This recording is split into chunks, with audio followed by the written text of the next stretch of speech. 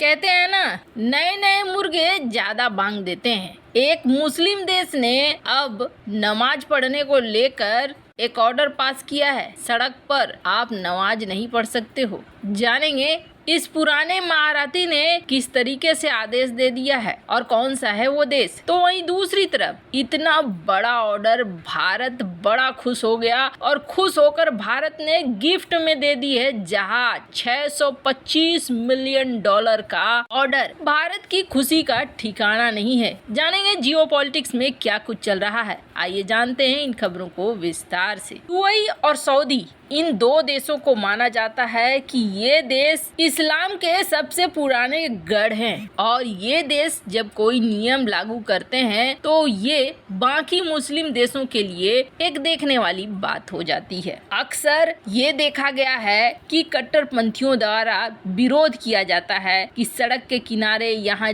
जहाँ मर्जी होगी उनकी वो वहाँ पर नमाज पढ़ सकते हैं। इससे आने जाने वाले लोगों को परेशानी हो या न हो उससे कोई मतलब नहीं है। यूएई जैसे देश ने अब एक बड़ा कानून पास कर दिया है और बहुत ही कठोर फैसला अपना लिया है। अबू धाबी पुलिस ने सड़क के किनारे नमाज पढ़ने वालों के खिलाफ सख्त रवैया अपनाने का फैसला किया है। पुलिस की तरफ से कहा गया है कि हाईवे पर कहीं भी गाड़ी रोक कर नमाज पढ़ने पर 1000 दिरहम का जुर्माना अदा करना पड़ेगा। अब पुलिस का कहना है कि इस तरीके से नमाज पढ़ने से न सिर्फ प्रार्थना करने वालों को बल्कि सड़क पर चलने वाले दूसरों लोगों के लिए भी ये खतरनाक होता है। सोमवार को आया ये आदेश सोशल मीडिया पर तेजी से वायरल भी हो रहा है। पुलिस ने ये आदेश अवेयरनेस कैंपेन के तहत चलाया। अबू धाबी पुलिस के महानिदेशक की तरफ से आए आदेश का मकसद है सड़क सुरक्षा को बढ़ाना। बताया जा रहा है कि देश के कुछ बस ड्राइवर और मोटर बाइक चलाने वाले अपने वाहनों को सड़क के किनारे पर रोक देते हैं। इसके बाद वो नमाज पढ़ते हैं और कई और काम करने लगते हैं। ऐसा ही बस पार्किंग और दूसरे खतरों से बचने के लिए भी आदेश जारी किया गया है। अबू धाबी की ट्रैफिक लॉ नंबर 178 के तहत सड़क किनारे गाड़ी रोकना अब जुर्म होगा और जिसके लिए जुर्माना अदा करना पड़ेगा।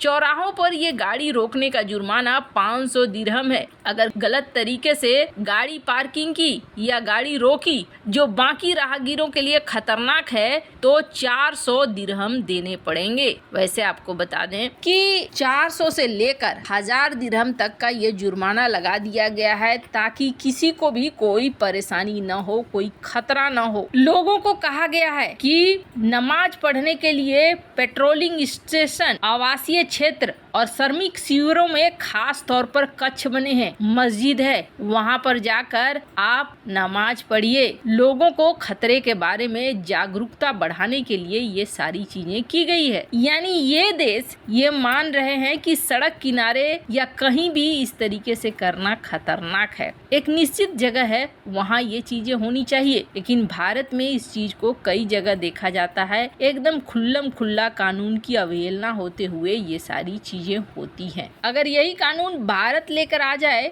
तो फिर बवाल मच जाता है। अबू धाबी के इस फैसले के बारे में जहाँ एक तरफ ये सब कुछ हो रहा है तो वहीं दूसरी तरफ एक बड़ी खबर निकल कर आ रही है और ये बहुत बड़ी खुशखबरी है। इस खुशखबरी ने जैसे कि भारत को एकदम से खुश कर दिया है और भारत ने खुशी में आकर INS कृपान को दे दिया है गिफ्ट के तौर पर। ये जो साउथ चाइना सी देख रहे हैं ना, इस साउथ चाइना सी के ज्यादातर देश जो हैं वो डरे हुए हैं। ज्यादातर देशों को चाहिए मदद और ये मदद चाह रहे हैं ऐसी जिस मदद पर भरोसा कर सके। अमेरिका पर इनको उतना ज्यादा भरोसा है नहीं और चाइना भरोसे के लायक है नहीं। चाइना तो सबसे बड़ा दुश्मन बना हुआ बैठा हुआ है। इसकी दुश्मनी लगभग हर देश से है। इंडोनेशिया, मलेशिया, थाईलैंड, वियतनाम, कोई भी देश जो दक्षिण चीन सागर के आसपास है वो बिल्कुल भी अपने रिश्ते को टिका नहीं पा रहा है चाइना के साथ, क्योंकि चाइना के साथ लगभग सबका विवाद ही है। चीन का भारत ही नहीं उसके पड़ोसी देशों में और भी जमीन विवाद है और इसी में से एक देश है वियतनाम, जहां के रक्षा मंत्री जनरल फान वान जियांग भारत आए हैं। रक्षा मंत्री राजनाथ सिंह ने उनका वेलकम किया है और वेलकम करते हुए एक बड़े गिफ्ट का ऐलान किया है। खास बात यह है कि भारत जो ये गिफ्ट वियतनाम को दे रहा है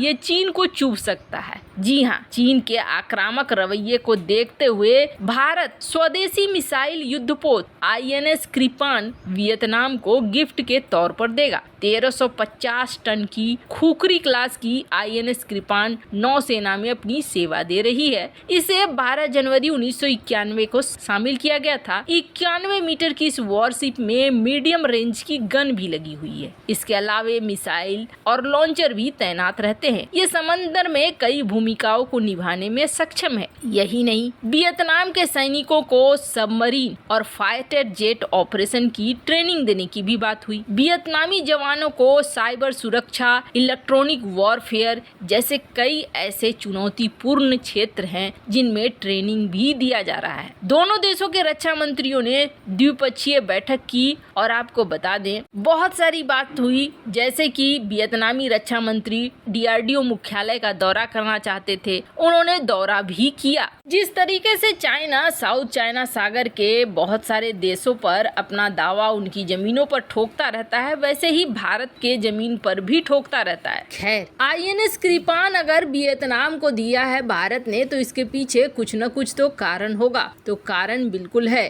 अब ये देश वियतनाम भारत से ब्रह्मोस मिसाइल को खरीद रहा है और ब्रह्मोस मिसाइल की ये डील एकदम अंतिम चरण में है। और ये डील कोई छोटी मोटी डील नहीं है, बल्कि ये डील जो फिलीपींस ने खरीदा था उससे लगभग डबल मानी जा रही है। फिलीपींस ने $375 मिलियन का ये ऑर्डर दिया था भारत को ब्रह्मोस का। और फिलीपींस के बाद कई सारे देश जो खास तौर पर दक्षिण चीन सागर के हैं, इंडोनेशिया, थाईलैंड, मलेशिया और यहाँ तक कि ब्राजील ने भी रुचि दिखाई कि वो ब्रह्मोस मिसाइलों को खरीदना चाहते हैं। और अब उसमें वियतनाम आगे निकल चुका है और वियतनाम भारत और रूस द्वारा बनाए गए इस मिसाइल को लेकर बहुत ज्यादा उत्साहित है। करीब $625 मिलियन की ये डील होने जा रही है। वैसे सिर्फ इतना ही नहीं है कि ब्रह्मोस मिसाइलें बेची जा रही हैं, बल्कि इसके अलावे